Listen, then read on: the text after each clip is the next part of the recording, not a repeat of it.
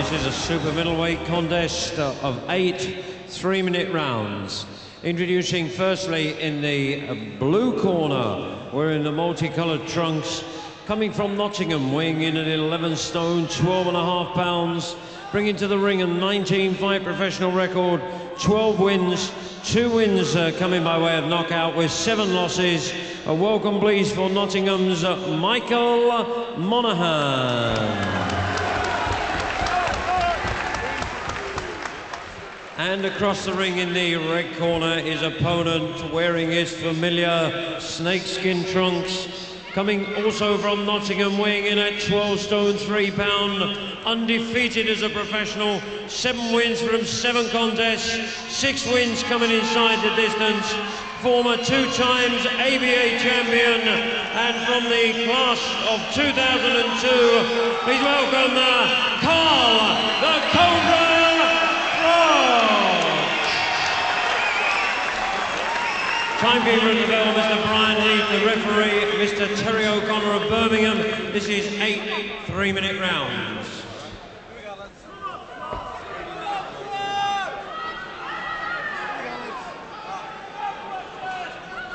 You know the rules on punches delivered on the upper part of the glove. Keep the punches, listen to me. Listen. Keep the punches up, not at the back of the head. Protect yourself at all times. When I say break, I want it straight away. Shake hands, best of luck to both. Clear the ring. Well, a slight problem with the microphone there. Terry O'Connor, the referee, giving instructions, and no doubt about the intensity of the feelings that Michael Monaghan is casting in the direction of his fellow man from Nottingham, Carl Froch. For the first round. So Carl Froch in his familiar leopard print trunks, having his 8th professional contest in just over a year, so it's been a busy time for the 2 times ABA champion and world senior bronze medalist. Second time he's been in his hometown of Nottingham, but the first time he's met a man from his hometown. 26-year-old Michael Monaghan had been out of the ring for almost 4 years, from December '98, but this is his 4th fight since he returned to action last September, and it's quite an ambitious step up for Monaghan. And I think Richie Monaghan is actually the first person who has been weighed in lighter than Carl Froch. He's been going in against men who are very much super middles, light heavies, and even cruisers. Yeah, straight away here. I mean, obviously this is a bit of a grudge match, Jim, isn't it? You know, the 2 local lads, and Monaghan, if he's going to have any success in this fight, he's got to get close up to Froch, because straight away he started and he's literally boxing on the outside, and that's going to make life very easy for Carl Froch with those fast jabs that he has. But already there is a little nick or there's a little lump on Froch's eye, so Monaghan, fair play, he must have gone home with a shot.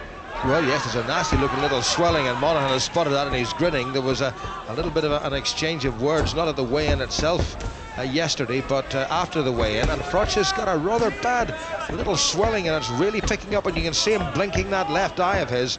So Michael Monaghan, the 26-year-old, has found the target. That's a good piece of jabbing by Carl Froch, and he must keep his composure. A bit of holding and hitting there by Froch, and Monaghan giving away a fair old bit in terms of height and reach, and the best part of 5 pounds in weight to one of the hottest properties in British boxing has, well, thrown all that out the window at the moment. And Froch's corner, and Mick Williamson in particular, will have to get to work on that swelling, and it's turned into a bit of a graze, and that's the last thing Froch wants at this stage, Richie. Yeah, I mean, he certainly didn't need that, did he? Whether it came from a punch or whatever, we don't know, but certainly Monaghan has got through with a couple of punches, and he's doing well in this round. But you can just see the difference. I mean, Monaghan is more of a middleweight, and Froch is a fully fledged super middle. So this is an ambitious step up for Monaghan. Well, Monaghan's certainly enjoying this. He's smiling, he's grinning, he's circling his man. Froch, as ever, that left of his held, well, sometimes ominously low, but he's got away with it so far. Remember, he stopped 6 of his previous 7 opponents, but he's the one who's looking the worst at the end of this first round, and that's a very nasty little swelling underneath his left eye. Monaghan, the hands held up, knows exactly what Froch is going to throw at him. And this is going to be a fairly serious test for Froch, because Monaghan has an awful lot to prove. Former Midlands area challenger at middleweight. Better from Froch, but Monaghan covers up, and you can see Monaghan's problem. Can't reach, and he's grinning and smiling, and Monaghan reckons he's taken that first round. Well, back to his corner, grinning from ear to ear, Michael Monaghan. Well, made his professional debut some 7 years ago at 19. And this is a very, very nasty looking little nick. Now, how was that caused? Was there a little clash there? Don't think so. That was a good shot. That was a very good. Well, nothing wrong with that, Rich, was there? That was a good little left hand. No, that was a nice, sharp left hand. Definitely. If that did cause the swelling, then yeah, it's a cracking punch. Good shot. Straight left punch. Good shot into the ribs from Michael Monaghan, who certainly made all the running in the opening 3 minutes. Nick Williamson has managed to take some of the swelling away. So let's see if Carl Froch can just pick up the pace a little bit, because he was rather ambushed in that opening 3 minutes by his fellow Nottingham boxer, who has will to win emblazoned on those shorts of his, the white and green and red. Froch, who boxes an amateur here with the Phoenix Club, coached by Dave McPhilbin, began boxing in Nottingham at 10 years old.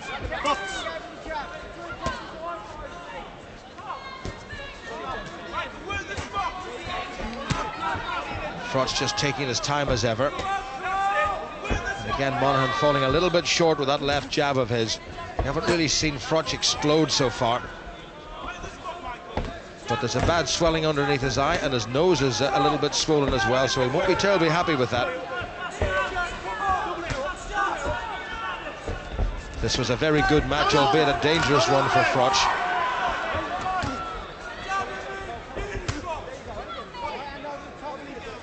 Was here at the end of January when he stopped the London-based Frenchman Valérie Odin in 6 rounds, and last time out he stopped the Armenian Varuzian Davtyan in Bethnal Green at the start of March. Well, when Monaghan decides to actually go forward and press the fight and force the fight onto Froch, he actually looks quite impressive. He's got a nice high guard, so he's taking a lot of the punches from Froch on the gloves. But what he's got to start doing, Jim, he's just got to start doubling up the attack a little bit more and sustaining the pressure and putting Froch on the back foot and trying to land with that right hand. And he wasn't too far away again there. But while he's on the outside, as I've said, Froch is enjoying this because he can just work with that jab. Well, we've got to remember that Monaghan comes in here having defeated pretty experienced men like Gary Beardsley and Jason Collins. So he's not just cannon fodder for Froch. Good defence by Monaghan. And he smiles as if to say to Froch, well, you caught me, but it didn't really affect me. Uppercut by Froch. That was a good shot. Monaghan has been stopped. He got stopped in his very first contest when he was hugely overmatched against Paul Ryan, but he's coming storming back. And he's pushing Froch onto the back foot, and we haven't seen anybody really do that so far in Froch's career. No, it's better boxing from Monaghan, especially in the second part of this round now. But he's just waiting a little bit too long in between the attacks. He's setting himself, just setting himself up for the jab while he's on the outside. He's just got to start, as I've said, forcing the fight and pushing the fight to Froch. That's better, look, that's much better. Well, a couple of good left hands went in there and caught Froch, and Froch again on the retreat and still has kept those hands very low indeed. And as his career unfolds, I'm sure they'll have to work on that. And yes, he's very fast, and yes, he can hit hard, but at the moment Monaghan is giving him a very good contest. And again, Monaghan raises the arm in exultation and reckons that he may well have taken that round. I don't think there was much in it.